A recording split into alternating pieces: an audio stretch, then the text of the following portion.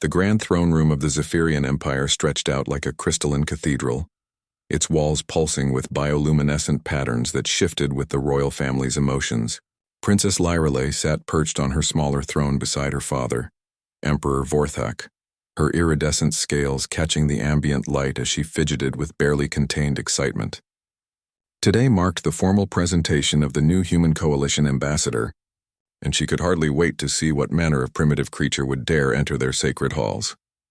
The massive doors groaned open with a sound like distant thunder, and the court herald's voice boomed across the chamber, presenting Ambassador Marcus Chen of the Human Coalition, decorated veteran of the Outer Rim conflicts and representative of Terra Prime.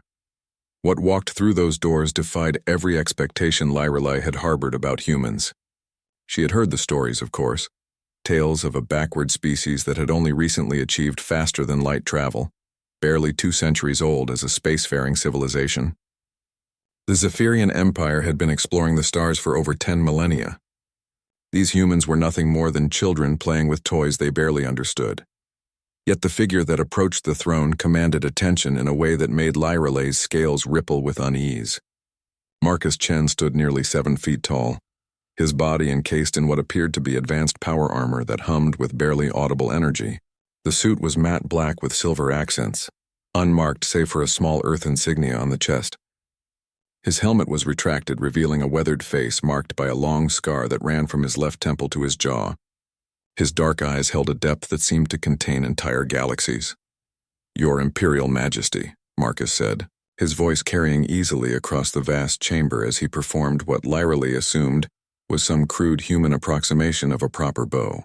"I come bearing greetings from the Human Coalition and hopes for peaceful relations between our peoples." Emperor Vorthak's massive form shifted on his throne, the crystals embedded in his carapace glowing with curiosity. "Welcome, human.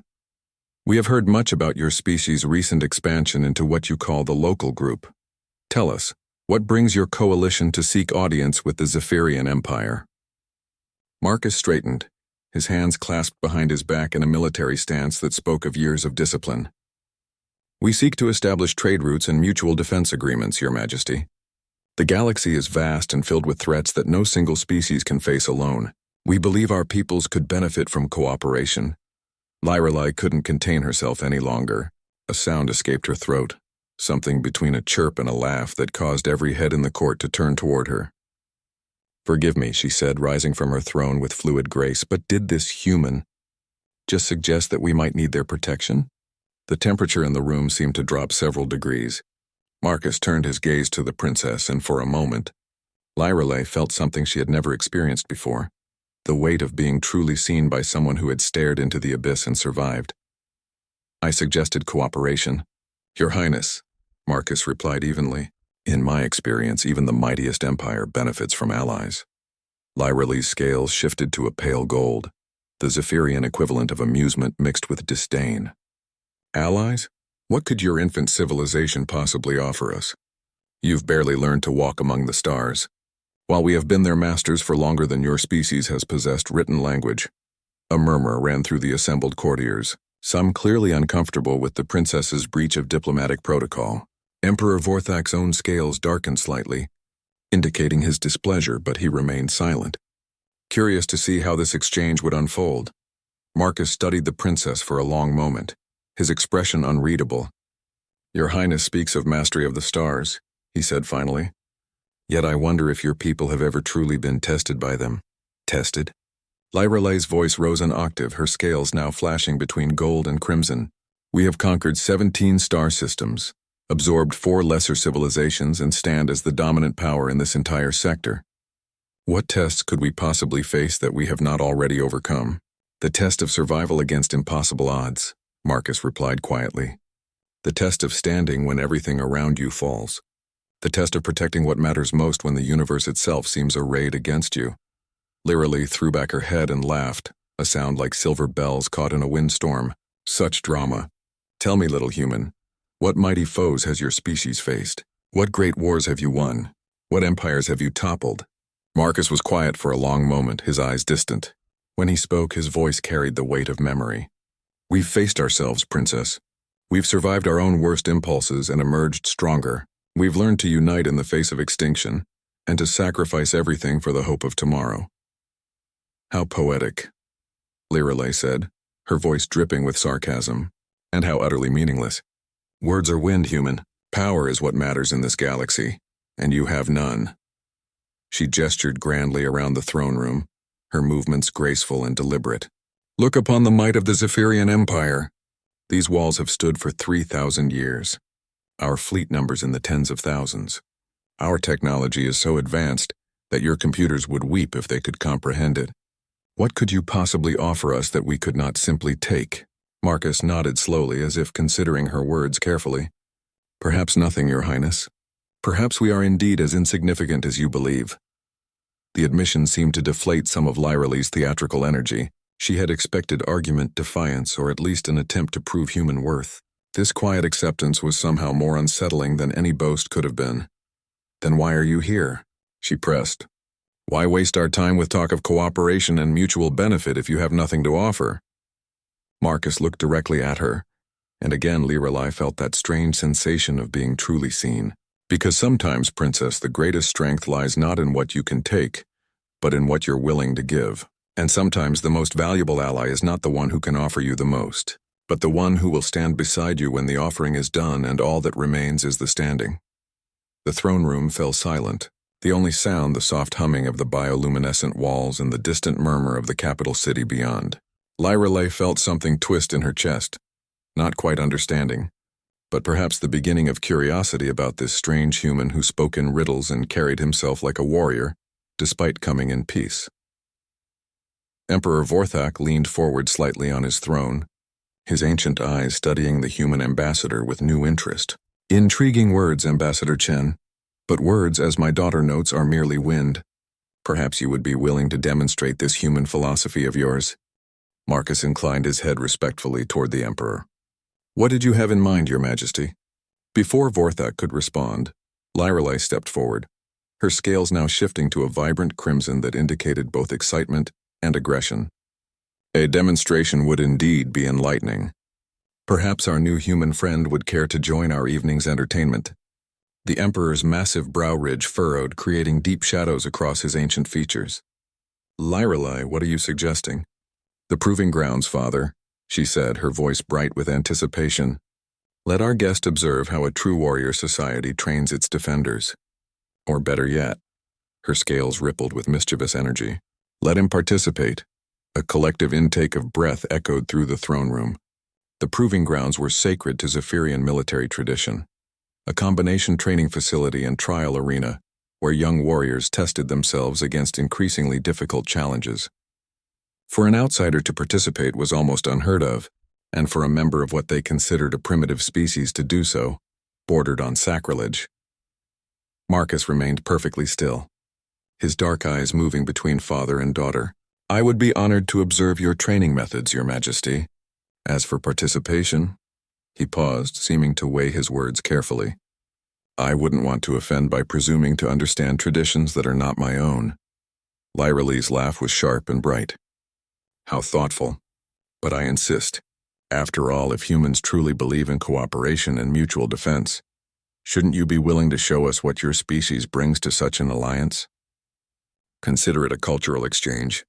The challenge in her voice was unmistakable, and Marcus recognized it for what it was, a test disguised as entertainment, designed to humiliate him and, by extension, his entire species. He had faced similar challenges before, in different forms and from different adversaries. The tactics were always the same: isolate, humiliate, and demonstrate superiority. "Very well, Your Highness," Marcus said quietly. "I accept your invitation." The journey to the proving grounds took them through corridors that seemed to pulse with life, their walls shifting colors and patterns in response to the emotions of those who passed through them. Lirelei walked beside Marcus, her entourage of courtiers and guards trailing behind like exotic birds. She chattered constantly, pointing out various features of the palace architecture and regaling him with stories of past victories in the arena. "The proving grounds have been in use for over 5,000 years, she explained as they descended a spiraling ramp that glowed with soft blue light. "Every great warrior of our people has tested themselves there. My own father achieved 17 consecutive victories before ascending to the throne. Impressive, Marcus replied, though his attention seemed focused more on their surroundings than her words. He was cataloging details, security measures, structural weak points, the positioning of guards. Old habits from a lifetime of military service. The current record stands at 23 consecutive victories, Lyrelai continued. Held by General Korath, my combat instructor. Perhaps you'll have the honor of meeting him. Her scales shifted to a pale silver, indicating barely suppressed amusement. I'm sure he would be fascinated to test himself against human fighting techniques. They emerged into a vast circular chamber that took Marcus's breath away, despite his attempts to remain impassive. The proving ground stretched out before them like a miniature world, with varied terrain zones, environmental hazards, and what appeared to be holographic projection systems that could simulate any conceivable combat scenario. Tiers of seating rose up the walls, currently occupied by hundreds of Zephyrian nobles who had come to witness the evening's entertainment. At the center of it all stood a figure that could only be General Korath. He was massive even by Zephyrian standards, his scales a deep metallic bronze that spoke of both age and countless battles. Scars crisscrossed his hide like a map of old conflicts, and his eyes held the cold intelligence of a predator who had never known defeat. Your Highness, Korath rumbled as they approached, his voice like distant thunder. I understand we have a special guest this evening. Indeed, General, Lyrelai replied, her excitement barely contained. Ambassador Chen has graciously agreed to demonstrate human combat capabilities. I thought perhaps a friendly sparring session. Korath's gaze fixed on Marcus, and the human felt the weight of that ancient intelligence studying him like a specimen. Interesting. I have heard rumors about human military prowess, but they seemed too fantastical to believe. They say your species has survived conflicts that should have destroyed you utterly. Wars have a way of teaching harsh lessons, Marcus replied evenly. We've learned to adapt or perish. Adaptation. Korath seemed to taste the word. Yes, I can see how that might serve a species well. Very well, human. Shall we see how your adaptations measure against 10,000 years of Zephyrian military tradition? The crowd in the stands buzzed with anticipation as the two figures took their positions in the center of the arena. Marcus noted that he was easily outweighed by at least 100 pounds, and Korath's reach advantage was significant. The Zephyrian's natural armor would provide protection that Marcus's relatively soft human skin could not match. The rules are simple, Korath announced, his voice carrying easily to every corner of the arena. Combat continues until one participant yields or is rendered unable to continue. Weapons are permitted, armor is permitted, and the use of environmental hazards is encouraged. Marcus nodded his understanding, then did something that sent a ripple of confusion through the watching crowd. He began removing his armor. The power suit came apart in sections, each piece detaching with soft pneumatic hisses. First the gauntlets, then the arm pieces, the chest plate, the leg armor, until finally Marcus stood in simple black fatigues, looking almost fragile compared to his heavily armored opponent. Lyrelai leaned forward in her seat, her scales shifting through a spectrum of colors that indicated confusion and disbelief. What is he doing? She whispered to herself. Korath tilted his massive head, equally puzzled. Human, your armor would be permitted. Why do you remove it? Marcus stretched his shoulders, working out the stiffness that came from hours in the powered suit. Because this isn't about armor, General. It's about who we are underneath it. You realize you are at a severe disadvantage now, Korath pointed out, though there was something like respect in his tone. Perhaps, Marcus replied. Or perhaps you are. The signal to begin came as a low harmonic tone that resonated through the arena. Korath moved with surprising speed for such a large creature, his clawed hands reaching for Marcus with the intention of ending the fight quickly. But where the Zephyrian expected to find the human, there was only empty air. Marcus had moved the instant the tone sounded, not away from his opponent but around him, using Korath's own momentum against him. The human's hand found a pressure point behind the Zephyrian's knee, and suddenly the massive warrior was stumbling forward. His balance disrupted. The crowd gasped as Korath recovered with fluid grace, spinning to face his opponent with new wariness in his ancient eyes. Interesting technique. Where did you learn to fight like that?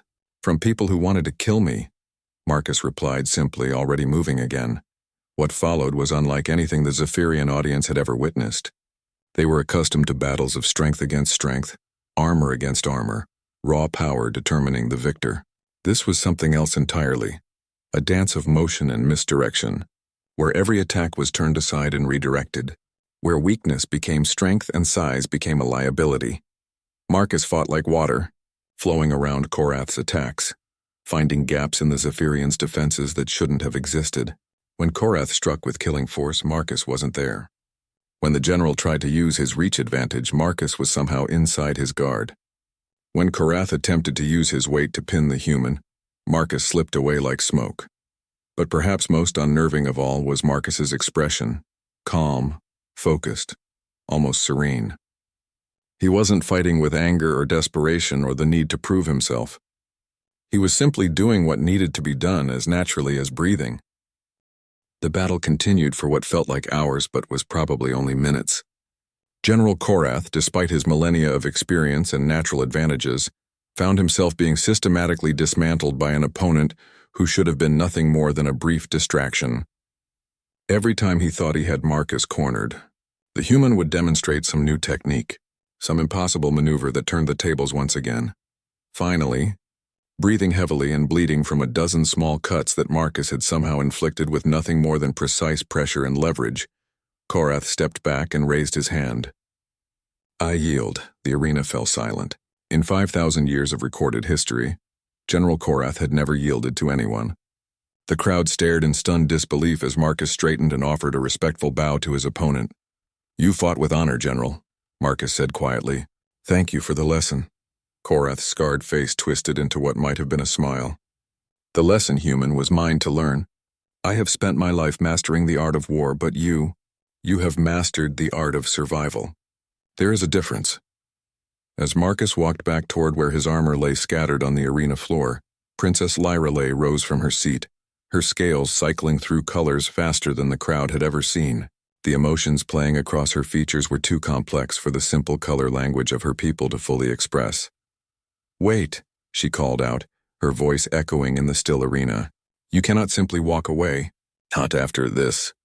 Marcus paused in his collection of armor pieces, turning to face her with those dark, patient eyes. What would you have me do, Your Highness? Explain, she demanded, descending from the stands with her retinue scrambling to keep up. Explain how a primitive human with no armor and no weapons defeated the greatest warrior in the Zephyrian Empire. I didn't defeat him, Marcus replied calmly, securing a gauntlet to his forearm. We fought, we learned from each other, and when he had learned enough, he chose to end the engagement. That's not defeat, that's wisdom. Lyrelay's scales flashed crimson with frustration. Don't play word games with me. You made him yield.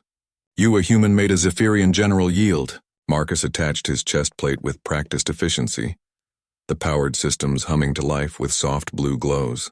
Yes, I did. Just as he taught me things about combat that I will carry with me for the rest of my life. Both of us are better warriors now than we were an hour ago. Both of us go forward stronger. But how? Lyrelay pressed, moving closer despite the warning looks from her guards. How did you move like that? How did you know exactly where to strike? How did you turn his strength against him? Marcus paused in his armor assembly, seeming to consider her questions carefully. Your Highness, may I ask you something? In all your years of training, all your study of warfare and tactics, have you ever been in a fight where losing meant not just defeat, but death? Not death with honor in the arena, but ugly, meaningless death where no one would remember your name or sing songs of your courage? The question caught Lyrelay off guard. She had trained extensively, yes, and she had participated in ceremonial combat. But the idea of actual mortal peril was foreign to her protected royal existence. I know, but what does that have to do with anything? Everything, Marcus said softly, clicking the final armor piece into place. You see, Princess, the Zephyrian Empire has been so successful, so dominant for so long, that your people have forgotten what it means to truly fight for survival. Your battles are contests, your wars are conquests. You fight to prove superiority, not to stay alive. He gestured around the arena, at the comfortable seating and the advanced safety systems. This is magnificent, and General Korath is undoubtedly one of the finest warriors I've ever encountered. But this is practice. Organized, civilized, safe practice. Lyrelay's scales shifted to a confused purple. And humans fight differently? Humans fight like we're going to die, Marcus replied. Because usually we are. We don't have the luxury of overwhelming technological superiority or vast empires to protect us. We've spent our entire history learning to survive against impossible odds. to win fights we shouldn't even attempt, to find victory when defeat seems certain. The arena remained unnaturally quiet as Marcus's words sank in. Even the noble observers in the stands seemed to be holding their breath, waiting for the princess's response. "You're saying we've grown soft?" Lyrelay said finally, her voice barely above a whisper. "I'm saying you've grown safe," Marcus corrected. "There's a difference. Safety is precious and protecting it is noble. But there's a cost to safety, and that cost is the edge that comes from desperation." General Korath, who had been listening from nearby while tending to his wounds, spoke up. "The human speaks truth, Your Highness.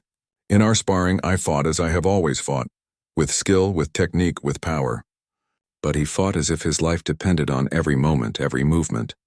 There is an intensity to such combat that cannot be replicated in training." Lyrelay stared at Marcus for a long moment, her scales slowly shifting to a deep blue that indicated profound thought. "If what you say is true, then our empire is vulnerable. If we have grown safe, then when we encounter a threat that cannot be conquered through simple superiority, we will be unprepared." "Perhaps," Marcus agreed. "Or perhaps you will adapt as your general did in our fight. The capacity for growth is never lost, only dormant." "You speak of cooperation again," Lyrelay observed. "Of mutual benefit. Is this what you mean? That humans can teach us this? Desperation you speak of?" Marcus shook his head. "Not desperation, Princess. Resilience. The ability to bend without breaking, to find strength in adversity, to discover hope when hope seems lost. These are lessons that cannot be taught. They can only be learned through experience." "And what would humans gain from such an alliance?" she asked, her tactical mind beginning to reassert itself despite her emotional turmoil. "The chance to learn from a civilization that has achieved what we can only dream of," Marcus replied. "Your technology, your wisdom, your perspective on the galaxy. Safety, Princess, is not a weakness, it's a goal. We've never had the luxury of true safety, but perhaps together, our peoples could build something that gives us both what we need." Emperor Vorthak's voice suddenly boomed across the arena, startling everyone present. "Approach, Ambassador, both of you." Father and daughter made their way to where the Emperor had descended from his observation platform, his massive form radiating an authority that made even Marcus feel small. Vorthak studied the human for a long moment, his ancient eyes unreadable. "You have given us much to consider, Marcus Chen," the Emperor said finally. "Your demonstration was enlightening, but words and sparring matches are one thing. True partnership requires trust, and trust requires proof." "What kind of proof, Your Majesty?" Marcus asked. "The kind that can only be given in the crucible of real conflict," Vorthak replied. "It happens that we have need of such proof. There is a situation developing on the rim of our territory, a threat that our standard responses have proven inadequate to address. Perhaps it is time to test this human philosophy of survival in something more than a practice arena." Lyrelay's scales flashed with sudden alarm. "Father, surely you're not suggesting—" "I am suggesting exactly what you think I am suggesting," Vorthak interrupted. "If Ambassador Chen truly believes in the value of cooperation, if he truly thinks his people's approach to warfare could benefit the Empire, then let him prove it where it matters." Marcus felt a familiar sensation in his chest, the tightening that came before every mission, every deployment, every moment when everything hung in the balance. "What kind of threat are we discussing, Your Majesty?" The Emperor's scales darkened to an ominous black. "Pirates, Ambassador, but not ordinary raiders. These are organized, well-equipped, and they have been systematically destroying our outer colonies despite our best efforts to stop them. 3 fleets have engaged them. 3 fleets have been destroyed. And you want me to succeed where your fleets have failed? I want you to show us something new," Vorthak replied. "Some approach we have not considered. In return, if you succeed, the Zephyrian Empire will seriously consider this alliance your coalition proposes." Marcus looked at Lyrelay, seeing the mixture of hope and fear in her shifting scales. He thought of his ship in orbit, of his small crew waiting for his return, of the vast human settlements that desperately needed the protection that an alliance with the Zephyrians could provide. "I accept," he said quietly. The war room aboard the Zephyrian flagship Dominion of Stars hummed with nervous energy as Princess Lyrelay studied the holographic displays showing the Outer Rim territories. 3 days had passed since Marcus had accepted her father's challenge, and she found herself questioning whether her mockery in the throne room had set events in motion that would lead to disaster. "The pattern is clear," Admiral AwayHFY was saying, his scaled finger tracing routes through the three-dimensional star map. "They strike fast, hit our weakest colonies, and disappear before our fleets can respond. When we do engage them, they use our own tactics against us. Superior firepower and overwhelming force." Marcus stood beside the holographic projector, his armor reflecting the blue light of the display, as he absorbed the tactical information.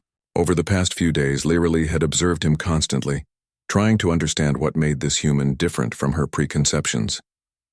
He asked questions that seemed obvious at first but revealed depths she hadn't considered. He listened more than he spoke, and when he did speak, his words carried weight that came from experience rather than theory. "Show me the engagement records again," Marcus requested, his voice calm despite the magnitude of what they were discussing. Admiral AwayHFY's scales rippled with barely concealed irritation. The seasoned military commander clearly resented taking orders from what he considered a primitive alien, but the Emperor's will was absolute. The holographic display shifted, showing the last recorded battle between Zephyrian forces and the mysterious pirates. Marcus watched in silence as the tactical recreation played out. The pirates had emerged from what appeared to be empty space, their ships somehow masked from Zephyrian sensors until they were already firing. Their vessels were a patchwork of different technologies, some Zephyrian, some from other conquered species, but all modified in ways that made them unpredictable and dangerous. "They're using our own playbook," Marcus observed as the simulation concluded with the destruction of yet another Zephyrian fleet. "Overwhelming force, superior technology, decisive strikes. But they're adding something you're not accounting for." "Which is?" Admiral AwayHFY asked, his tone barely civil. "Desperation," Marcus replied. "These aren't pirates in the traditional sense. Look at their ship modifications, their willingness to take casualties, the way they target civilian populations rather than just military assets. These are survivors, probably refugees from worlds your empire has conquered. They're not fighting for profit. They're fighting for revenge." Lyrily felt her scales shift to an uncomfortable pale yellow. The idea that the Empire's conquests might have created these enemies was not something she had considered. Even if that's true, what difference does it make? They're still threats that must be eliminated. Marcus turned to look at her, and she saw something in his eyes that made her scales darken. Not anger, but disappointment. "The difference, Princess, is that people fighting for revenge don't follow conventional military logic. They'll take risks that trained soldiers won't. They'll sacrifice themselves for objectives that seem meaningless to traditional tacticians, and most importantly, they'll keep coming until they're all dead or they've achieved their goals. Then we destroy them all," Admiral AwayHFY declared. "Simple enough, is it?" Marcus asked quietly. "How many more fleets are you prepared to lose? How many colonies will burn while you're hunting shadows? Because that's what you're doing, fighting an enemy that doesn't play by your rules while you keep trying to force them into patterns they've already abandoned." The war room fell silent except for the soft humming of the ship's systems. Lyrily found herself studying Marcus's face, seeing not the primitive she had mocked but a warrior who had fought against impossible odds and somehow found victory. For the first time since this began, she felt something she had never experienced before: doubt about her own assumptions. "What do you propose?" she asked, surprising herself with the genuine curiosity in her voice. Marcus moved to the star map, his gauntleted hands manipulating the display to show a different perspective. "We stop trying to fight them as if they were a conventional military force. Instead, we approach this as what it really is, an insurgency led by desperate people with nothing left to lose." "Meaning?" Admiral AwayHFY pressed. "Meaning we give them something to lose," Marcus replied. "Or more precisely, we give them something to hope for." The Admiral's scales flashed bright red with outrage. "You're suggesting we negotiate with terrorists?" "I'm suggesting we end a cycle of violence that's going to consume resources and lives on both sides until someone decides to break it," Marcus said calmly. "But first, we need to understand who we're really fighting." Over the next several hours, Marcus worked with the Zephyrian intelligence officers to build a more complete picture of their enemy. What emerged was sobering: a confederation of survivors from at least 7 different worlds that the Empire had absorbed over the past century. Their leader appeared to be someone called the Shadow Admiral, a figure about whom almost nothing was known except that they possessed an intimate knowledge of Zephyrian military tactics. Whoever this Shadow Admiral is, they've been planning this campaign for years, Marcus observed as they reviewed intercepted communications. The ship modifications, the recruitment from different species, the target selection, this isn't random violence. This is a carefully orchestrated campaign designed to bleed your empire slowly while avoiding decisive confrontation. Which brings us back to the original problem, Lyreley pointed out. How do we defeat an enemy we can't pin down? Marcus was quiet for a long moment, staring at the star map with an expression she couldn't read. We don't defeat them, Princess. We give them what they want. Revenge? Admiral Vexthai sputtered. You want us to simply surrender to these criminals? I want you to give them justice, Marcus corrected. There's a difference. Explain, Lyreley demanded, her scales shifting to the deep blue of intense concentration. Marcus manipulated the display again, highlighting several systems near the edge of Zephyrian space. These worlds were all absorbed into the Empire within the last century. The populations were relocated, integrated, or eliminated. The survivors of that process are now your enemies. They're not fighting for territory or resources.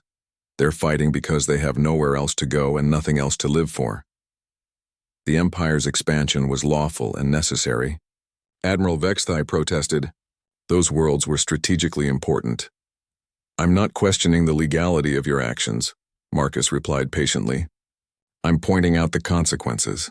You created a population of people with nowhere to go and nothing to lose. Now they're making that your problem. Lyreley studied the star map, seeing patterns she had never noticed before. You're saying we should… What? Give them back their worlds? I'm saying you should give them a future, Marcus said. Some of those worlds are still uninhabited. Others could be terraformed or developed. Instead of hunting these people through space until you're forced to destroy them all, offer them something they can build instead of just something they can destroy. And if they refuse? Admiral Vexthai asked. Marcus's expression hardened slightly. Then we make sure they understand that the offer comes with conditions, and those conditions include ending their attacks on civilian targets. But we make the offer first before we resort to more violence. You really believe this could work? Lyreley asked, studying the human's face for any sign of deception or uncertainty. I believe it's worth trying, Marcus replied, because the alternative is a war of attrition that will consume both sides. Your empire is strong, Princess, but it's not infinite, and these people have already demonstrated that they're willing to die for their cause. The question is whether you're willing to live with the consequences of giving them no choice but death. The silence that followed was broken by the soft chime of an incoming communication. The holographic display shifted to show the face of Captain Mordan from the Outer Rim Patrol. Admiral, we've detected multiple ships entering the Kepler system. It appears to be another pirate raid in progress. Admiral Vexthai straightened, his military instincts taking over. How many ships? What's their disposition? At least 12 vessels, sir. They're attacking the orbital stations around Kepler Prime. Our nearest fleet won't arrive for 6 hours. Dispatch the third fleet immediately, the Admiral ordered, then paused and looked at Marcus. Unless our human advisor has a better suggestion? Marcus studied the tactical display showing the Kepler system, his mind racing through possibilities. How long would it take to get a single fast ship to the system? Perhaps 2 hours, but one ship against 12. Wouldn't be there to fight, Marcus interrupted. It would be there to talk. Admiral Vexthai's scales darkened with disbelief. You want to negotiate with them while they're in the middle of an attack? I want to interrupt them, Marcus corrected. Force them to make a choice between revenge and hope. But it has to happen now, while emotions are running high and before more people die on both sides. Lyreley felt something twist in her chest as she realized what Marcus was suggesting. You're volunteering to go yourself. The bridge of Marcus's ship, the Wanderer's Hope, thrummed with nervous energy as they dropped out of hyperspace at the edge of the Kepler system. Through the view screen, the distant sparkle of weapons fire painted the darkness around Kepler Prime in deadly lights. Princess Lyreley stood beside Marcus at the command station, her scales shifting through worried purples and blues as she watched the tactical display update with hostile contacts. 12 ships confirmed, reported Lieutenant Torres from the sensor station. Mixed configuration, just like the intelligence reports. They're systematically destroying the orbital infrastructure. Marcus studied the pattern of the attack, noting the methodical way the pirate vessels moved from target to target. "They're not looting," he observed. "This is pure destruction. They want to send a message. The message being that they can strike anywhere in our territory," Lyrelai said, her voice tight with barely controlled anger. "My father was right to send fleets after them." "Your father was right to try to protect his people," Marcus corrected gently. "But look at the tactical situation, Princess. Really look at it." Lyrelai forced herself to focus on the display rather than her emotions. The attacking ships were spread out across the system, hitting multiple targets simultaneously. Their formations were loose but coordinated, and they were using the orbital debris from their own attacks as cover against possible reinforcements. "They're not fighting like pirates," she realized slowly. "They're fighting like a military force with a specific objective," Marcus finished. "The question is, what's their real goal here? Because devastating one mining system isn't going to cripple the Empire." "Incoming transmission," announced Communications Officer Park. "It's being broadcast on all frequencies, both from the attackers and from the surface of Kepler Prime." "Put it through," Marcus ordered. The view screen flickered and resolved into the image of a figure in a makeshift command chair. The being was clearly of mixed heritage, part Zephyrian, part something else, with scales that had been scarred by old burns and eyes that held the kind of pain that never fully healed. When they spoke, their voice carried the weight of absolute authority. "People of Kepler Prime, you are witnessing the price of collaboration with your Imperial masters. Your orbital stations burn because you chose to serve those who destroyed our worlds. But we are not without mercy." The transmission switched to show evacuation shuttles launching from the surface, carrying civilian refugees away from the battle zone. "You have 1 hour to evacuate all non-essential personnel from this system. After that, we will begin targeting surface installations. This is the fate that awaits all who serve the Zephyrian Empire's expansion. Remember this day." The transmission cut off, leaving the Bridge of the Wanderer's Hope in stunned silence. "They're giving civilians time to escape," Lyrelai whispered, her scales pale with shock. "Pirates don't do that." "No," Marcus agreed grimly. "They don't. But revolutionaries sometimes do." He turned to his communications officer. "Park, open a channel to the lead attack vessel. Full broadcast, so everyone in the system can hear." "Sir, are you sure that's wise?" "Probably not," Marcus replied. "Do it anyway."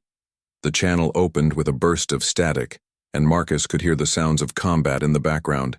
Shouted, orders, weapon discharges, the groaning of stressed metal. When he spoke, his voice was calm and clear. "This is Ambassador Marcus Chen of the Human Coalition, aboard the vessel Wanderer's Hope. I'm requesting permission to come aboard your flagship for negotiations."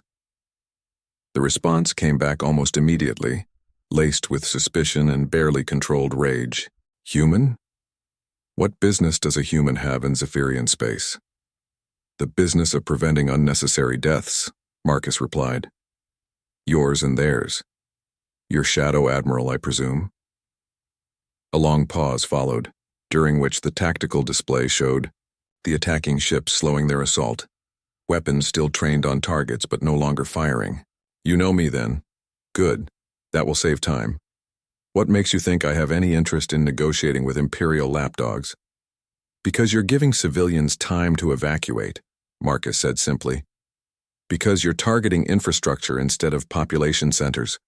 Because despite what you're doing here, you're still trying to minimize casualties. That tells me you're not fighting for destruction. You're fighting for something else. You know nothing about what I'm fighting for, human. I know you're fighting for the worlds the Empire took from you." Marcus continued, his voice steady despite the weapons trained on his ship. "I know you've been planning this for years, building a coalition of survivors from multiple conquered systems. I know you could have hit civilian targets that would have caused massive casualties, but you chose military and industrial infrastructure instead. And I know that no matter how many stations you destroy, it won't bring back the worlds you lost." Another pause, longer this time. When Shadow Admiral spoke again, their voice was quieter, more dangerous. "And what would a human know about Lost?" Worlds? Marcus closed his eyes for a moment, and when he opened them, Lyra saw depths of pain that she hadn't known humans were capable of containing. I know because my species has lost worlds too. Not to conquest, but to our own failures. To wars that consumed everything we were trying to protect. I know what it's like to watch everything you care about burn, and to wonder if revenge is all that's left. Then you know why I cannot stop. I know why you think you can't stop, Marcus corrected. But I also know that revenge is a fire that consumes everything, including the person carrying it. The question is whether you're fighting to destroy the Empire, or fighting to build something better for your people. The channel crackled with silence for nearly a full minute. Around Kepler Prime, the attacking ships had gone completely still, holding their positions, but no longer advancing on their targets. On the surface, the evacuation continued, civilian transports streaming away from potential target zones. You speak of building, Shadow Admiral finally said, and for the first time there was something other than rage in their voice. What could possibly be built from the ashes of our destroyed worlds? New worlds, Marcus replied. New homes for your people. New futures that don't depend on the pain of the past. He gestured to Lyra, who stepped forward reluctantly. Princess Lyra of the Zephyrian Empire is aboard my ship. She has the authority to negotiate on behalf of the Imperial government. The princess? Shadow Admiral's laugh was bitter and sharp. The pampered child who has never seen real war? What could she possibly offer that would matter to my people? Lyra's scales flashed crimson with anger, but Marcus held up a hand before she could respond. Instead, he looked at her with those patient, knowing eyes, and she found herself remembering their conversation in the arena. About safety and desperation, about the difference between conquest and survival. She can offer what you really need, Marcus said quietly. Not revenge against the Empire, but a place within it. Not the destruction of the system that took your worlds, but a voice in how that system treats displaced peoples in the future.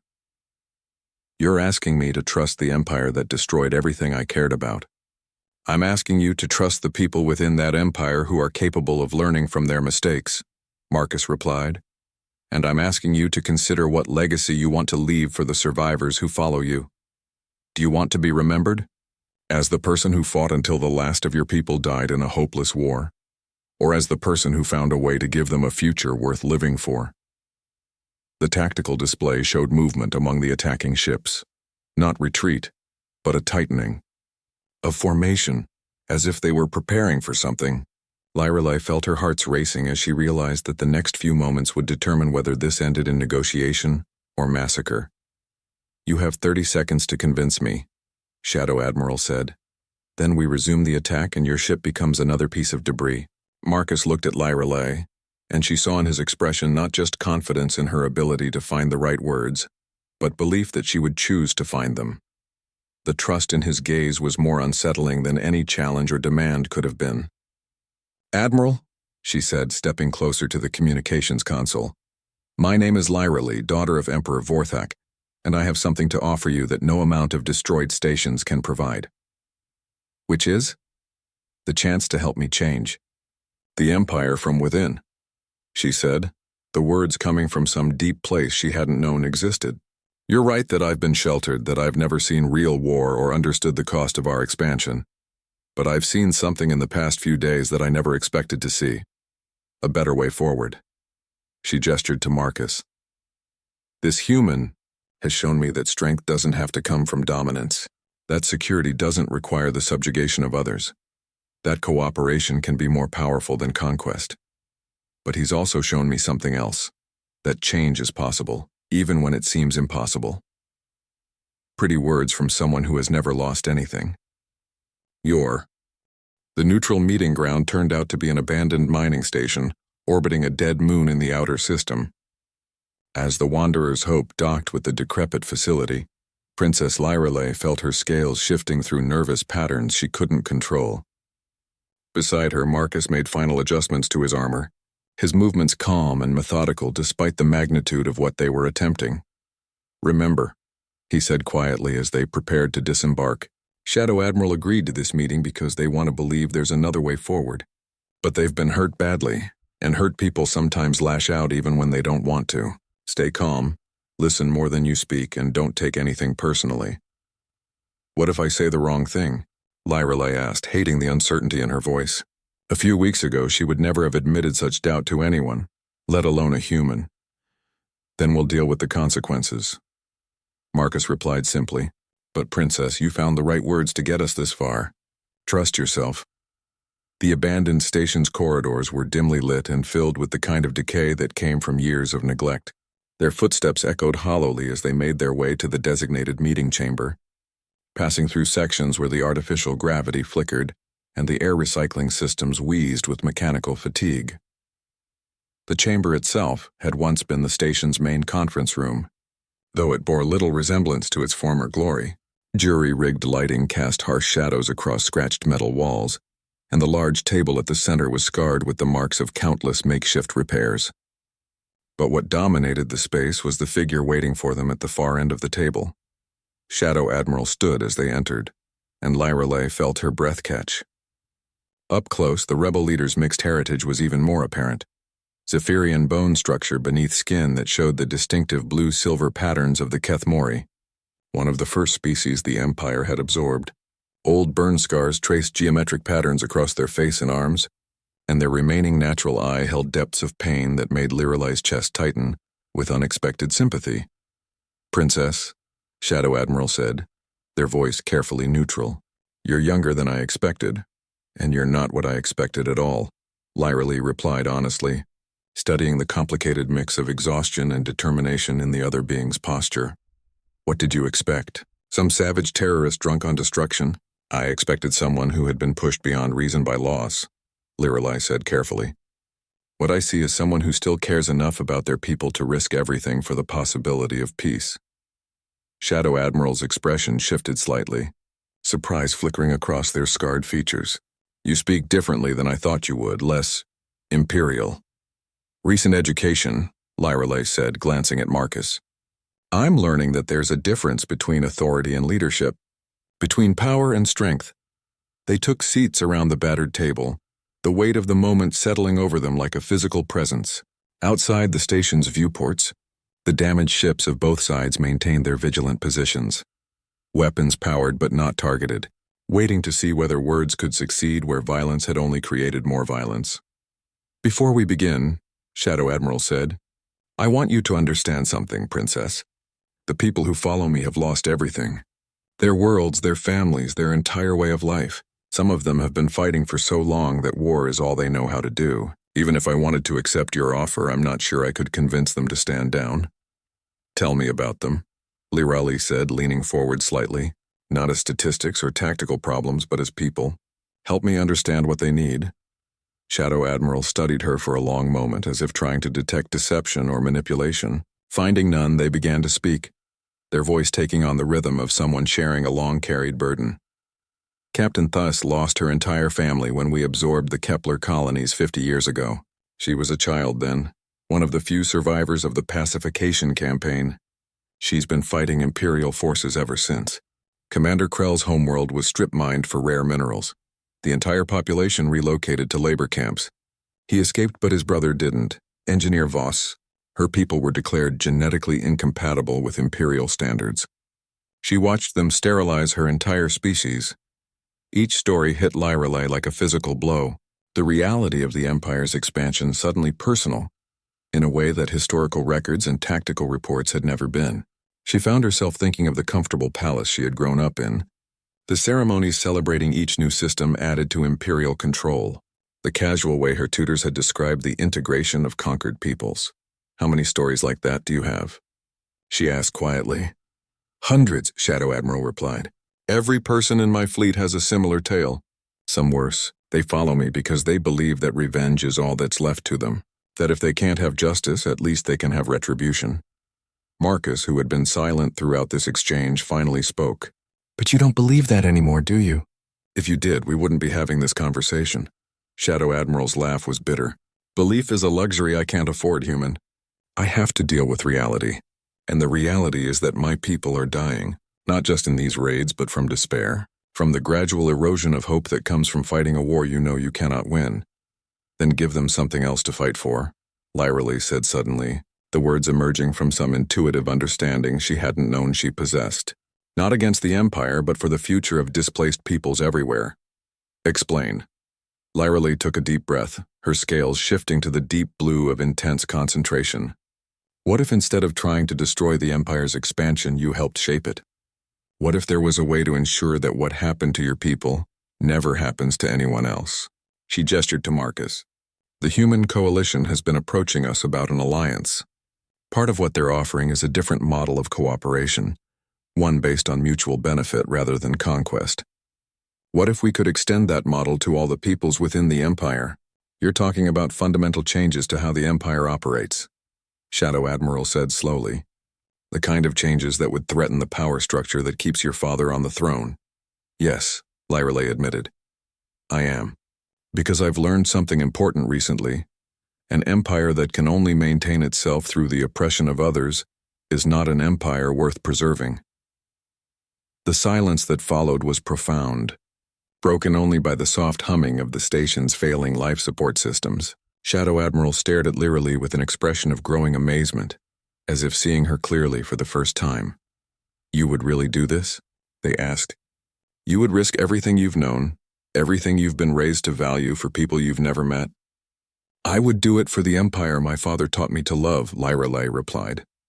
The empire he dreamed of when he was young, one that brought peace and prosperity to the galaxy, not just dominance. I would do it because someone needs to take responsibility for the pain we've caused, and someone needs to make sure it doesn't happen again. Marcus leaned forward slightly. Admiral, what would you need to convince your people that this offer is genuine? What would it take for them to believe that cooperation could serve their interests better than continued warfare? Shadow Admiral was quiet for a long time, their organic eye distant with thought. They would need to see real change, not just promises. They would need territory they could control, without imperial governors or oversight. They would need the freedom to maintain their own cultures, their own ways of life. And they would need justice for what was done to them. What kind of justice? Lyra asked, though she suspected she already knew the answer. Acknowledgement, Shadow Admiral said simply. Recognition that what the Empire did to us was wrong. Reparations for the losses we've suffered. And guarantees that it won't happen again. And if the Empire agrees to those terms, then perhaps my people might be willing to stop fighting long enough to see whether your words can become reality. Lyra looked at Marcus, seeing in his expression the same mixture of hope and trepidation that she felt in her own chest. They were talking about changes that would shake the very foundations of the Zephyrian Empire, alterations to policies and practices that had been in place for millennia. I can't guarantee that my father will accept these terms, she said honestly. The Imperial Council will resist any changes that threaten their power. There will be opposition, probably violent opposition. But you'll try? Shadow Admiral pressed. I'll do more than try, Lyra replied, her scales shifting to the bright silver of absolute determination. I'll make it happen, even if it costs me everything. Shadow Admiral studied her for another long moment, then slowly nodded. Very well. I'll order a ceasefire and return with you to the Imperial capital. But understand this, Princess. If this turns out to be some elaborate deception, if you betray the trust I'm placing in you, the war that follows will make everything we've done so far look like a minor disagreement. Earned to the capital, there's no going back. You'll be challenging everything the Empire has built, eh? The return to the Imperial capital was unlike anything in Lyra's memory. Instead of arriving as conquering heroes, they came as negotiators carrying the weight of unprecedented change. The throne room had been reconfigured for what Emperor Vorthak had declared a grand assembly.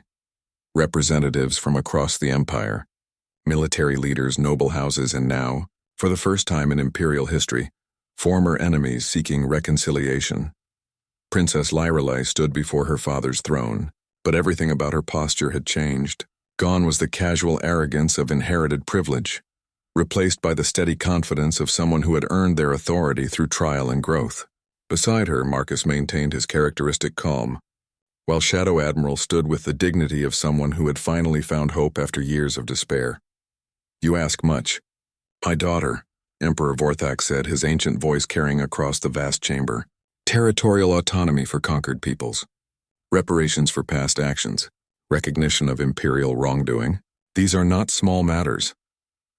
No, father, they are not, Lyra Lee replied, her scales a steady silver that indicated unwavering resolve. They are the kind of fundamental changes that will determine whether the Zephyrian Empire becomes a force for genuine peace in the galaxy, or whether we continue the cycle of conquest and rebellion until it destroys us all. A murmur ran through the assembled representatives, some approving, others clearly hostile to the proposed changes. Admiral AwayHFY stepped forward, his scales dark with disapproval. Your Majesty, surely we cannot seriously consider negotiating with terrorists. The Empire's strength has always come from our ability to project power, to demonstrate that resistance to Imperial will is futile. If we show weakness now— Respectfully, Admiral, Marcus interrupted, his voice cutting through the objections with quiet authority. The Empire's current approach has created exactly the kind of resistance you're trying to prevent. Shadow Admiral's forces have already demonstrated that conventional military responses are inadequate. The question is whether you continue fighting a war you cannot win, or whether you choose to build something better. General Korath, still bearing the marks of his sparring match with Marcus, spoke from his position near the throne. The human makes a valid point. In my years of service, I have seen how conquered peoples respond to imperial integration. Some adapt and thrive. Others resist and must be constantly suppressed. And some, like Shadow Admiral's coalition, disappear only to return stronger and more dangerous. But to grant them territory, protested Councillor Jethra, her scales rippling with anxiety, to acknowledge wrongdoing in our expansion policies. The precedent this would set could destabilize the entire Empire. Shadow Admiral stepped forward, their scarred face calm despite the weight of hostile attention. Counselor, may I ask what you believe the alternative to be? My forces represent only the beginning of the resistance you will face. There are others out there, scattered across Imperial space, waiting to see whether the Empire can change or whether it must be brought down through violence. Are you threatening us? Admiral AwayHFY demanded. I am stating a fact, Shadow Admiral replied evenly. You can choose to address the root causes of rebellion, or you can choose to spend the next century fighting insurgencies across a dozen systems. The choice is yours. Emperor Vorthak leaned forward on his throne, his massive form radiating the authority of millennia. And what of your followers, Admiral? You speak for yourself, but can you guarantee that those who have followed you into battle will accept peace?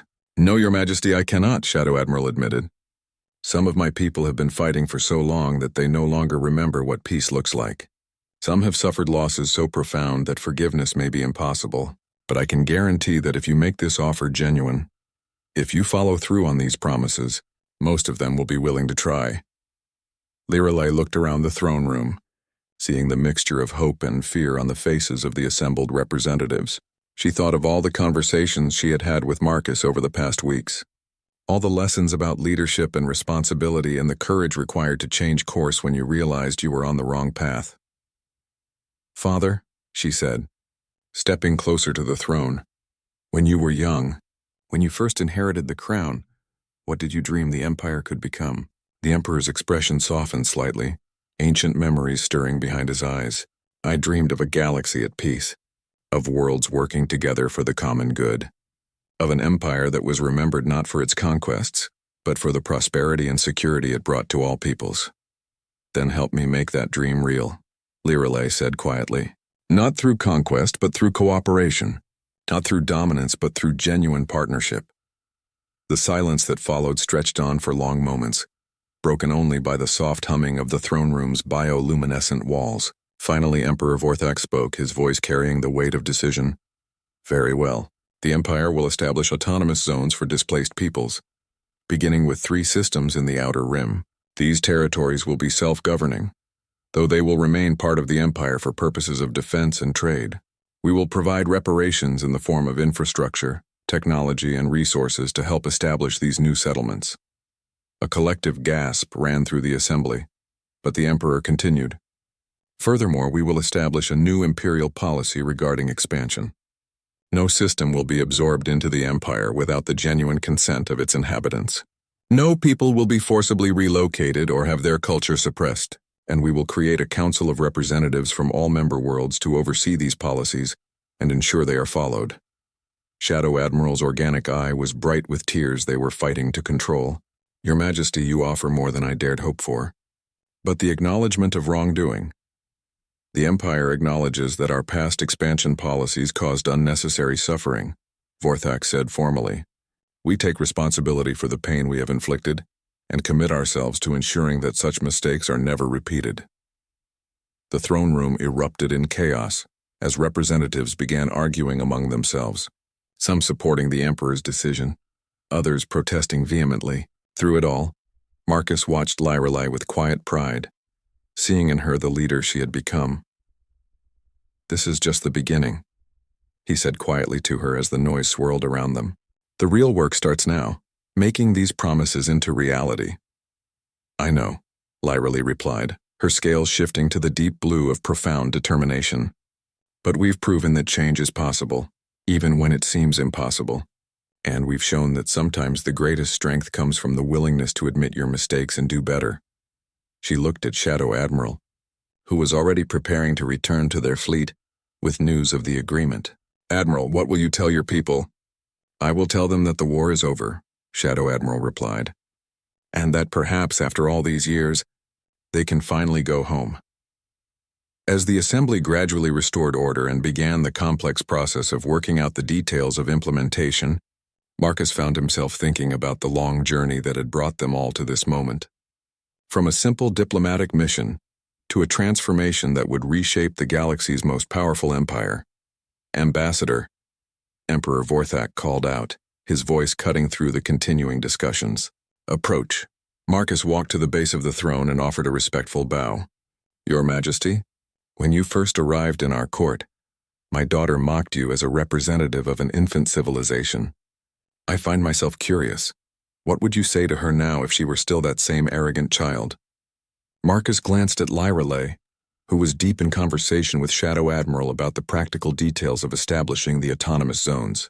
I would say that wisdom has nothing to do with age, Your Majesty, and that sometimes the greatest teachers are the ones who help us discover the strength we already possess. And the alliance your coalition proposed? Still stands if the Empire is interested, Marcus replied, though I suspect the terms will be rather different than either side originally envisioned. Emperor Vorthak's laugh was like distant thunder. Indeed. It seems we will be learning much from each other in the years to come.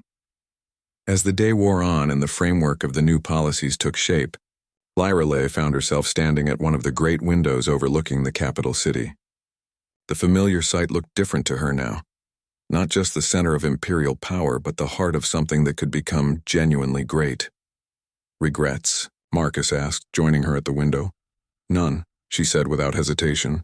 Though I have to admit, a few weeks ago I never would have imagined I'd be planning to give away imperial territory and acknowledging imperial mistakes. And now? Lyrelei smiled, her scales shifting to a warm gold that indicated contentment and hope. Now I'm planning to build an empire worthy of the name, one that my children and their children will be proud to inherit. She turned to look at him directly. Marcus, when this all started, I thought you were just another primitive human trying to impress us with empty words. I was wrong about almost everything.